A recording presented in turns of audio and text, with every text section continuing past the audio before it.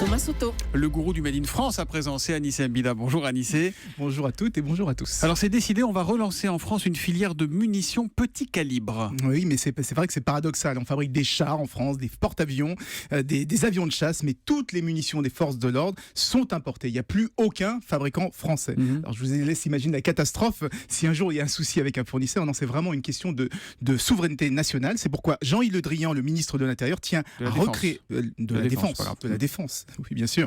Il tient à recréer une filière française et pour cela, il va s'appuyer sur Nobel Sport qui est une poudrerie bretonne avec un site à Pont-de-Buis. C'est pile entre Quimper et Brest. Au Finistère. Le Finistère, 29, voilà.